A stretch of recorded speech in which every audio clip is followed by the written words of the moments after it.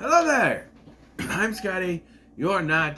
I should mention that certain ones of these will be down as retro rewinds, like this one, and the previous installment that I did, which was cool like that, Christmas.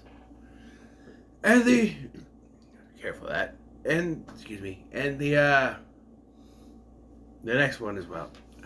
So welcome to Retro Rewind. We talk about things from the 90s and early 2000s, and today we are talking about the Batman the Animated Series episode Christmas with the Joker. The second ever episode of the show. Although if you watch these on HBO Max, they got them severely out of order because they put them in the production order instead of the airing order. Like they're way out of order. Like the first two episodes are the Cat and the Claw two-parter, but Under Their Wings is notoriously the first episode. So I don't know. But I watched this on my Vudu, and when I say my Vudu, I mean I streamed it on Vudu, but because I own this, I have the complete series on Blu-ray and it came with a digital code.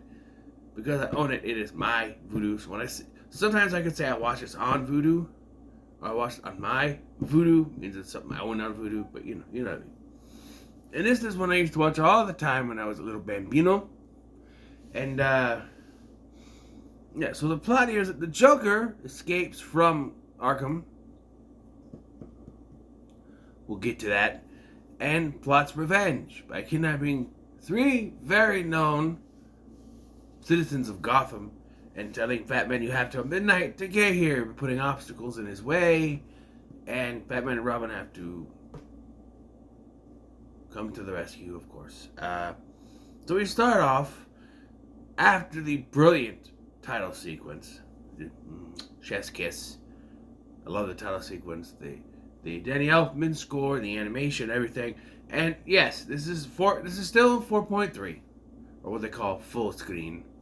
Back in the day, it's not full screen, but it doesn't fit the whole screen. Or at least it did when the DVDs, did that. It fit the whole screen, but now, with the way things are configured, it's not full screen. So you gotta say 4.3 or full frame, something like that. But they remastered these episodes, and they look great. So after the brilliant title sequence, we get Christmas with the Joker, and we start with Arkham Asylum, and the Joker is planning his escape with a rocket-powered Christmas tree. And my problem with this escape is not that he uses a rocket-powered Christmas tree. It's that Arkham just has an open roof for him to fly out of. I don't recall him hitting the ceiling. It's a Christmas tree, so it would probably bounce off their ceiling. I don't know. But of course, he sings Jingle bells, Batman smells, Robin laid an egg, the Batmobile lost its wheel, and the Joker got away. And he flies off. And we cut to Batman and Robin patrolling the city. Batman does mention that the Joker escaped, and that he doesn't have any family. And Robin, tells him, hey, we go patrolling, you don't find anything, we go home, we watch It's a Wonderful Life. And Batman's like, I've never seen it. Never got past the title, And, I thought about this, watching this. And you know what? Yeah, Batman wouldn't be about Christmas. He wouldn't. Christmas is one of those family holidays, like Thanksgiving. Your family gets together, you open gifts, whatever. Bruce's parents died when he was like 10. So it was been him and Alfred most of his life. He's not a family guy. Not that. He's not the family person, you know what I mean? He's not gonna go for family stuff, which is why he has issues with his Bat family as the series progresses. His Batman, Robin, or Batgirl, or Nightwing, or the other Robin, I should say. But you got very good voice talents here, of course. The late, great Kevin Conroy is Batman. Lauren Lester is Robin, and of course, the immortal voice of the Joker, Mark Hamill, Luke Skywalker himself, as the Joker. And he's recently come out Mark Hamill is retired from doing the voice of the Joker now. He said before he would only do it if Kevin Conroy was doing Batman, and now that he's passed, he's retired from it, which makes sense. It makes sense. Those two were an obvious pairing. If one is going to show up, the other one needs to do it. But now that Kevin Conroy has passed, I think it is time. So they do their pass and of the town. They think they see this guy going to rob this woman, but really he's returning a present. But, they purposely animate this guy to look like a thug. But that's a don't judge a book by its cover, Batman. But they get back to Wayne Manor, right? And they're going to watch It's a Wonderful Life, but it's preempted by Christmas with the Joker on every station. Yes. So, of course, their first thought is to go to the local station and confront them there, where they get attacked by a giant, what is it? Some kind of weapon that's firing a turret gun or something, I don't know. But it is revealed that he has 3 hostages, the Joker does. He has Commissioner Gordon, Summer Gleason, and Harvey Bullock, all kidnapped. And we see he only has 2 thugs, Donner and Blitzen, as he calls them. How the hell did he manage to kidnap the Commissioner of Police, a well-known news reporter, and a police detective without anyone knowing until he went on the air? I could get maybe Bullock and Summer Gleason could have been kidnapped, but it's the freaking Commissioner of Police. You think maybe that would be noticeable to someone to say something? But if it seems like nobody knows that they're kidnapped until after they're on the air, Like, in other stories, they would have gone, oh, the police commissioner, Summer Gleason, and Detective Bullock have all gone missing. We don't know where they are. And then, boom, it pop on the TV. But it's so quick, because this has to be like a half-hour show. So it's so quick that it's not even reported. He just has them. But it makes no sense that he would have them and no one knows that they're missing. Come on. I mean, come on. So after finding out that this radio station is a bust, but they move on to something else. They are on their way there before they're told that they're going to blow up a bridge. Donner and Blitzen blow up the Gotham Bridge, so they have to go stop a train from going over it. And we find out Summer Gleason's mom is on the train. And the whole time they're going to get this train, I just visualized Arnold Schwarzenegger from True Lies. The bridge is hot! The bridge is hot! Yelling at them, the bridge is hot! I know, Christmas episode, and I'm thinking of that Arnold movie instead of the other one, Put that cookie down, now the bridge is hot! I just thought of that because, the bridge, it's out. The bridge is hot! But they're able to detach the train, which I've never understood. Like, they cut half of the train, and it stops, but the other half keeps going. Or it goes backwards for some reason.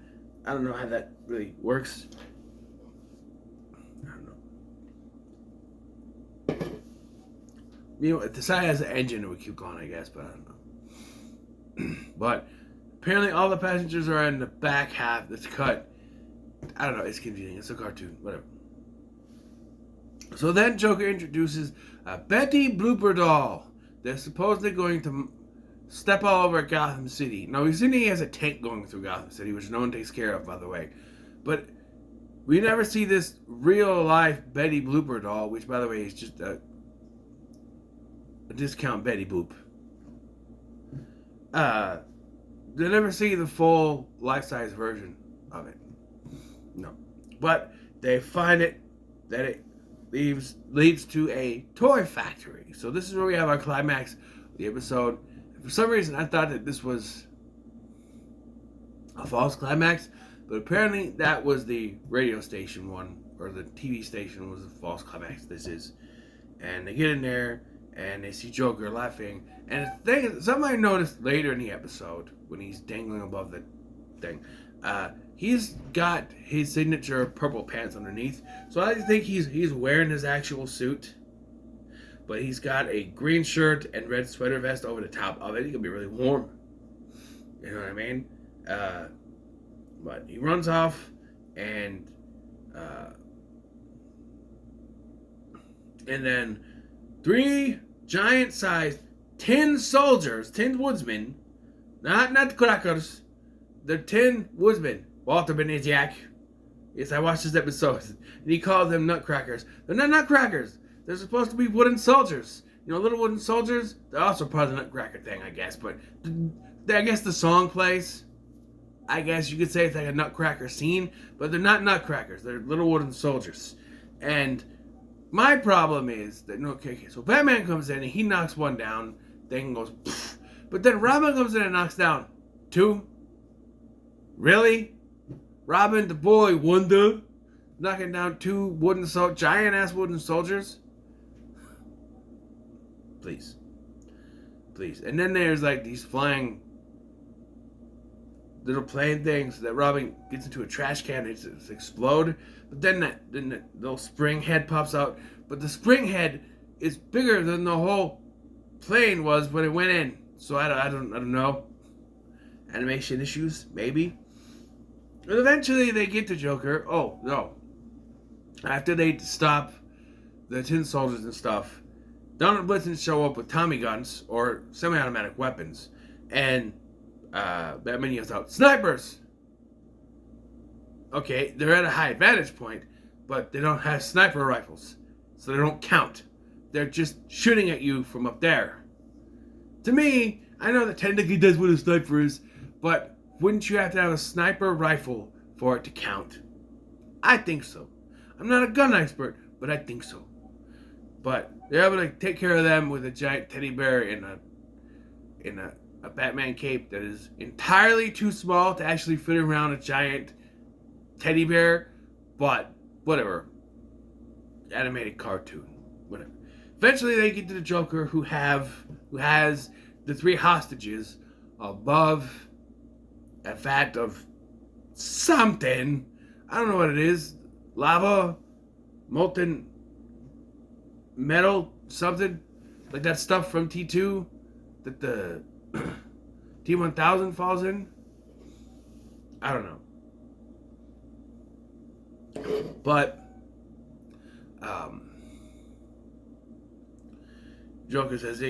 Joker gives Batman a present. For some reason, I had a big issue with this. Batman opens it, and it's a cream pie in the face. And I'm sitting there, and I'm going, that's really stupid. Maybe when I was a kid, I thought it was funny. But, first of all, the animation is off. Because we see him open the box, and the cream pie, if you want it to be funny, we see him open the box, and the cream pie just sits there for a second before it flops out. Ah, son of a bitch. Okay, I'm doing this with one eyeglass in. I'll fix it.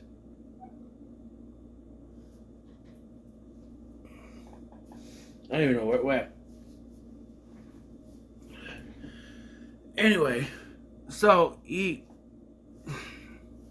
had an incident at work yesterday where I hit with a mop handle in it. Knocked my glasses off and it's cracked. Anyway, this is really bugging me. Hold on a minute. I gotta find it. Got it. So the cream pie, right?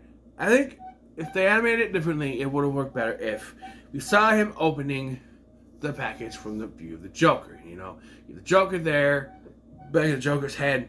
You see the package, you see the front of Batman's head, and it opens, and then it goes right in his face, right? That would have been funnier. But the fact that we kind of hold on the shot of the pie makes me think, why didn't Batman move out of the way? I mean, it's known as a pie for so long. That if you did the other way around, you'd be like, oh, cut him off guard, right? But that doesn't stop him as Batman cuts down the 3, and being that this is a TV show, cutting down the three just knocks him to the side instead of having him fall into the thing. I guess Robin jumped. No, maybe Batman does save them, jumps up. I don't know. But tells Robin to untie them. Then he chases Joker up onto the scaffolding. And we have a scene reminiscent of Joker's origin in the comic where he slips, this time on a misplaced roller skate. It just so happens to be up there. He trips and almost falls in. Batman grabs him, which is a callback to the 89 film as well. But, you know. And one more complaint before we get on to finishing this. Where's the set? Everything that he had set up. The set, the whole fake audience. Where is it? Because in this factory, it's a big factory, I guess, but there's nothing there. I expected him to walk in and find the set, but we never see the set besides when it's on TV. So we wrap up with them finishing It's a Wonderful Life. No footage, of course, even though Warner Brothers owns It's a Wonderful Life. I know they own this at the time. This is on Fox, like I said, but and that's when I was like, it really is a wonderful life. By the way, Ephraim Zimbalist Jr. is not voicing Alfred yet. Excuse me. So it's someone doing a voice like this, which is very off-putting to me. Because I'm used to the Alfred voice being a little more like this, but yeah, this was the first appearance of the Joker, so it's not like what Hamill would do with it later, but it works. It works. And yeah, this is one of my favorites to go back and watch. It's a fun watch for me. So, so what are your thoughts on Christmas with the Joker? Let me know in the comments below. Like, share, and subscribe. Thanks for watching. I'm Scotty, and I'll see you in the next one.